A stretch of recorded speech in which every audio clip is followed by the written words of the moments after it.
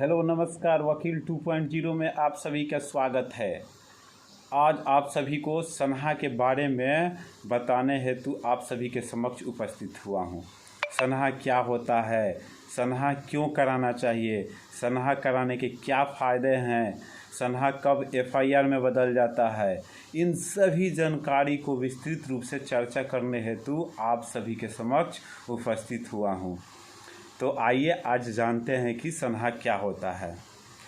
आप देखे होंगे कि गांव या मोहल्ले में जब किसी व्यक्ति को किसी अमुक व्यक्ति से ऐसा भय या डर प्रतीत होता है कि अमुक व्यक्ति के द्वारा हमें किसी प्रकार की क्षति पहुंचाई जा सकती है, तो वैसे स्थिति में वह व्यक्ति न्यायालय या थाना विजिट करके अपना सनहा दर्ज करा सकता है। सनहा दर्ज कराने हेतु आप स्वतंत्र हैं।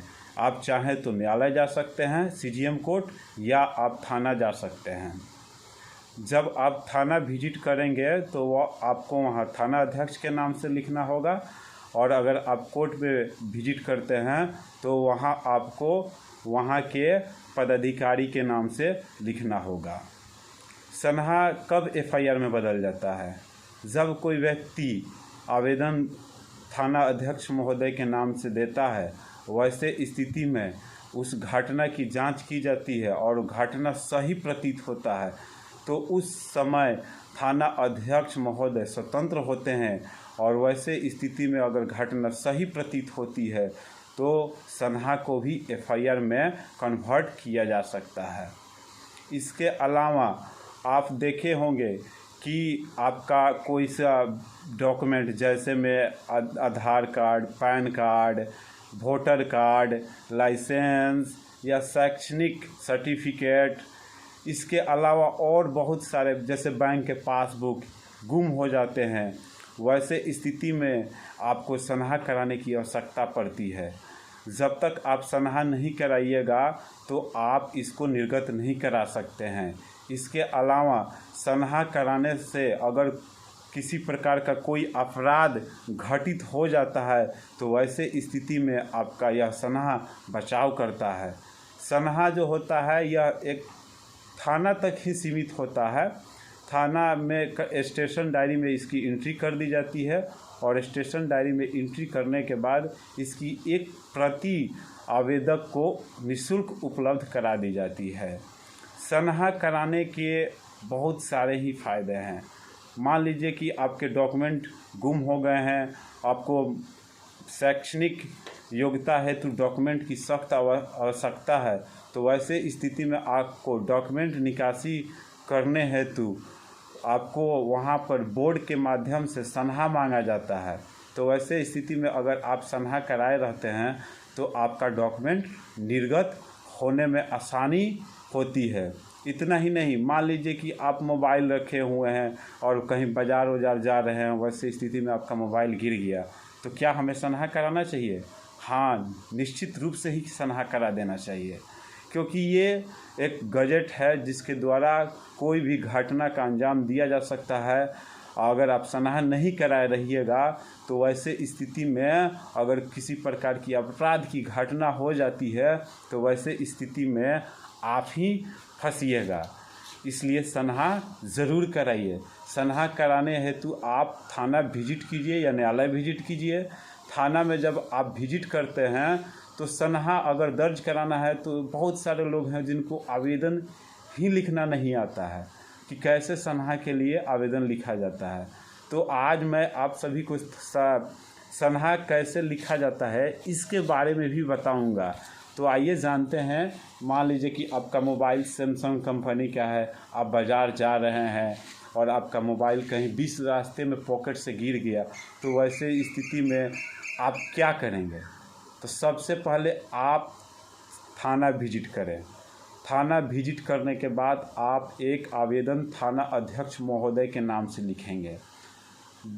अब आइए हम जानते हैं कि कैसे आवेदन लिखेंगे।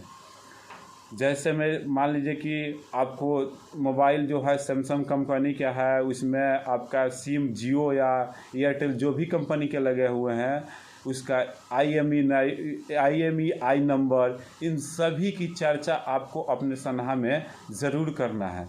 तो आइए एक आवेदन लिखते हुए आप सभी को हम बताते हैं कि सनहा कराने हेतु आवेदन कैसे लिखा जाता है। सबसे ऊपर हेडिंग में हो जाएगा सेवा में, उसके बाद नीचे हो जाएगा थाना अध्यक्ष महोदय, उसके बाद थाना का नाम हो जाएगा। विषय में हो जाएगा आपका सनहा दर्ज करने के संबंध में। उसके नीचे हो जाएगा महाशय, निवेदन पूर्वक कहना है कि, उसके बाद अपना नाम पता लिखते हुए का अस्थाई निवासी हूँ। आज दिनांक, जो भी दिनांक होंगे आप दिनांक लिख दीजिएगा, समय लिख दीजिएगा। अब उसके बाद कहाँ से कहाँ जा रहे थे इसकी चर्चा कर दीजिएगा। तो मान लीजिए कि आप बाज़ार जा रहे थे तो लिख देना आज दिनांक, समय मान लीजिए 3 बजे, तो 3 बजे मैं अपने घर से बाज़ार के लिए जा रहा था। उसी दौरान मेरे पॉकेट से कहीं मोबाइल गिर गया। मेरा मोबाइल सैमसंग कंपनी के था, उसमें ये सिम लगा हुआ था, उसका IMEI नंबर ये है। इतना लिखते हुए उसके बाद लिखना है कि काफ़ी खोजबीन किया किंतु नहीं मिला, अतः श्रीमान से नम्र निवेदन है कि उक्त आवेदन पर सनहा दर्ज करने की कृपा की जाए। उसके नीचे हो जाएगा आपका विश्वास भाजन। आप आवेदक अपना नाम लिख देंगे, दिनांक लिख देंगे, मोबाइल नंबर लिख देंगे। इस प्रकार से आप सनहा दर्ज करा सकते हैं। सनहा दर्ज कराने के बाद आपको एक प्रति उपलब्ध करा दी जाती है। अगर भविष्य में आपके मोबाइल से किसी प्रकार के क्राइम किसी के द्वारा कर दिया जाता है तो आप जो सनहा कराए हैं, इस सनहा के माध्यम से आपका बचाव हो जाता है। इसलिए आपको इन सभी प्रक्रिया से गुजरने हेतु सनहा कराना ज़रूरी होता है। सनहा कराने के बहुत सारे ही फ़ायदे होते हैं। इसलिए कोई भी डॉक्यूमेंट हो, मोबाइल हो, या आपको प्रतीत होता है कि किसी व्यक्ति के द्वारा हमें क्षति पहुंचाई जाएगी, वैसे परिस्थिति में आप सनहा ज़रूर कराएं। सनहा कराने से यही सब बेनिफिट होते हैं। कभी कभी आप देखे होंगे कि कोई व्यक्ति सनहा दर्ज नहीं कराया होता है, और वैसे स्थिति में हम देखे हुए हैं कि एक व्यक्ति का मोबाइल गुम हो गया था और वे सनहा दर्ज नहीं कराए थे, और उनको यहाँ तक कि मोबाइल सही ढंग से चलाने भी नहीं आता था। वैसे स्थिति में झारखंड पुलिस आई हुई थी हमारे थाना। वहाँ पे उनको एक केस में नाम पड़ गया था, तो वे बेचारे को मोबाइल चलाने ही नहीं आता था। गलती उनकी यही थी कि उन्होंने सनहा दर्ज नहीं कराया था, जिसके चलते झारखंड पुलिस उनको उठाकर ले गई। इसलिए कभी भी आपका मोबाइल हो या कोई भी डॉक्यूमेंट अगर गुम हो जाता है तो ऐसे स्थिति में आप सनहा ज़रूर दर्ज कराएं।